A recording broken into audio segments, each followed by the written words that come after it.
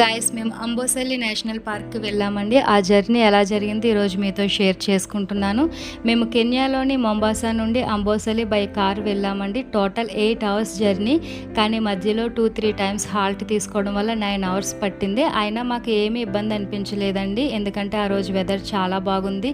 Sceneries చూస్తున్నారు కదా, అవన్నీ చూసుకుంటూ ఎంజాయ్ చేసుకుంటూ వెళ్ళాము. మధ్యలో మనకి జిరాఫీ, జీబ్రాలు కూడా బాగా కనిపిస్తాయి.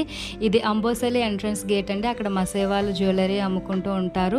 అలాగే మేము ఓల్డ్ టుకై లాడ్జ్లో స్టే చేసాము. ఆల్రెడీ ఆ లాడ్జ్ యొక్క రూమ్, ఫుడ్ గురించి వీడియోస్ తీసి పెట్టాను.